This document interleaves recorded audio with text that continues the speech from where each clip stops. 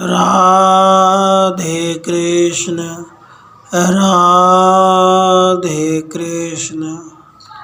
युधिष्ठिर का युवराज पद पर अभिषेक। पांडवों के शौर्य, कीर्ति और बल के विस्तार से धृतराष्ट्र को चिंता।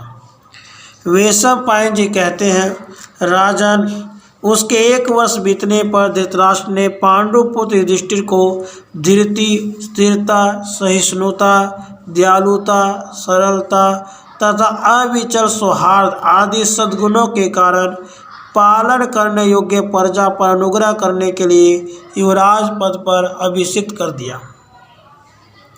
इसके बाद थोड़े ही दिनों में कुंती कुमार युधिष्ठिर ने अपने शील अर्थात उत्तम स्वभाव, वृत्ति अर्थात सदाचार एवं सद्व्यवहार तथा समाधि अर्थात मनोयोग पूर्वक प्रजा पालन की प्रवृत्ति के द्वारा अपने पिता महाराज पांडु की कृति को भी ढक दिया। पांडुनंदन भीमसेन बलराम जी से नित्य प्रति खंग युद्ध, गदा युद्ध तथा रथ युद्ध की शिक्षा लेने लगे। शिक्षा समाप्त होने पर भीमसेन बल में राजा द्युम्नसेन के समान हो गए और पराक्रम से संपन्न अपने भाइयों के अनुकूल रहने लगे। अर्जुन अत्यंत दृढ़तापूर्वक मुट्ठी से धनुष को पकड़ने में, हाथों की फुर्ती में और लक्ष्य को बिंदने में बड़े चतुर निकले। वे क्षूर, नौराज, भल और विपाट नामक ऋजु, वक्र और विशाल अस्त्रों के संचालन का गूढ़ तत्व अच्छी तरह जानते, उनका सफलतापूर्वक प्रयोग कर सकते थे। सूर उस बाण को कहते हैं जिसके बगल में तेज धार होती है, जैसे नाई का छुरा। नाराज सीधे बाण को कहते हैं जिसका अग्रभाग तीखा होता है। भल उस बाण को कहते हैं जिसके नोक का पिछला भाग चौड़ा और नोकदार होता है। विपाट नामक बाण की आकृति खंती की भांति होती है, यह दूसरे बाणों से बड़ा होता है। उपयुक्त बाणों में शूर और नाराज सीधा है, भल टेढ़ा है और विपाट विशाल है। इसलिए द्रोणाचार्य को दृढ़ विश्वास हो गया था कि फुर्ती और सफाई में अर्जुन के समान दूसरा कोई योद्धा इस जगत में नहीं है। एक दिन द्रोण ने कौरव की भरी सभा में निद्रा को जीतने वाले अर्जुन से कहा, भारत मेरे गुरु अग्निवेश नाम से विख्यात है। उन्होंने पूर्व काल में महर्षि अगस्त्य से धनुर्वेद की शिक्षा प्राप्त की थी। मैं उन्हीं महात्मा अग्निवेश का शिष्य हूँ। एक पात्र गुरु से दूसरे सुयोग्य शिष्य को इसकी प्राप्ति कराने के उद्देश्य से सर्वथा उद्यत होकर मैंने तुम्हें यह ब्रह्मशिर नामक अस्त्र प्रदान किया, जो मुझे बड़ी तपस्या से मिला था। वह अमोघ अस्त्र वज्र के समान प्रकाशमान है। उसमें समूची पृथ्वी को ही भस्म कर डालने की शक्ति है। मुझे वस्त्र देते समय गुरु अग्निवेश जी ने कहा था, शक्तिशाली भारद्वाज, तुम यह अस्त्र मनुष्यों पर न चलाना। मनुष्यतर प्राणियों में भी जो अल्पवीर्य हो, उन पर भी इस अस्त्र को न छोड़ना।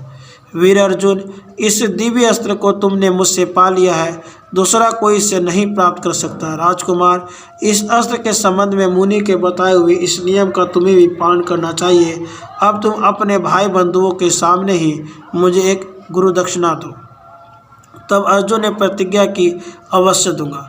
उनके यूँ कहने पर गुरु द्रोण बोले, निष्पाप अर्जुन, यदि युद्ध भूमि में मैं भी तुम्हारे विरुद्ध लड़ने को आऊँ तो तुम अवश्य मेरा सामना करना।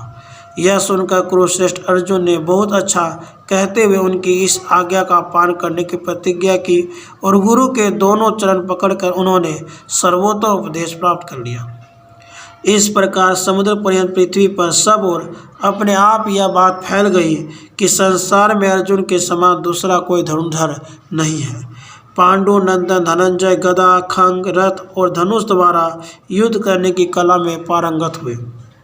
सदैव उस समय द्रोण के रूप में अवतीर्ण देवताओं के आचार्य बृहस्पति से संपूर्ण नीति शास्त्र की शिक्षा पाकर नीतिमान हो अपने भाइयों के अधीन होकर रहते थे। नकुल ने भी द्रोणाचार्य से ही अस्त्र शस्त्रों की शिक्षा पाई थी। वे अपने भाइयों को बहुत ही प्रिय थे और विचित्र प्रकार से युद्ध करने में उनकी बड़ी ख्याति थी। वे अतिरथी वीर कहे जाते थे। सोवीर देश का राजा, जो गंधर्वों के उपद्रव करने पर भी लगातार 3 वर्षों तक बिना किसी विघ्न बाधा के यज्ञों का अनुष्ठान करता रहा, युद्ध में अर्जुन आदि पांडवों के हाथों मारा गया। पराक्रमी राजा पांडु भी जिसे वश में न ला सके थे, उस यवन देश यूनान के राजा को भी जीतकर अर्जुन ने अपने अधीन कर लिया, जो अत्यंत बली तथा कौरवों के प्रति सदा ईमान एवं उदारतापूर्वक बर्ताव करने वाला था। वह सोवीर नरेश विपुल भी बुद्धिमान अर्जुन के हाथ से संग्राम में मारा गया, जो सदा युद्ध करने के लिए दृढ़ संकल्प किए रहता था, जिसे लोग दत्तामित्र के नाम से जानते थे। उस सोवीर निवासी सुमित्र का भी अर्जुन ने अपने बाणों से दमन कर दिया। उसके सिवा अर्जुन ने केवल भीमसेन की सहायता से एकमात्र रथ पर आरूढ़ युद्ध में पूर्व दिशा के संपूर्ण योद्धाओं तथा 10,000 रथियों को जीत लिया। इसी प्रकार एकमात्र रथ से यात्रा करके धनंजय ने दक्षिण दिशा पर विजय पाई और अपने धनंजय नाम को सार्थक करते हुए कुरुदेश की राजधानी में धन की राशि पहुंचाई। जन्मेजय, इस तरह नरश्रेष्ठ महामना पांडवों ने प्राचीन काल में दूसरे राष्ट्रों को जीतकर अपने राष्ट्र की अभिवृद्धि की। तब दृढ़तापूर्वक धनुष धारण करने वाले पांडवों के अत्यंत विख्यात बल पराक्रम की बात जानकर उनके प्रति राजा धृतराष्ट्र का भाव सहसा दूषित हो गया।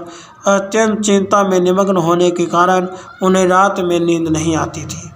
इस प्रकार श्री महाभारत आदि पर्व के अंतर्गत संभव पर्व में धृतराष्ट्र की चिंता विषय 138वां अध्याय पूरा हुआ। राधे कृष्ण, राधे कृष्ण।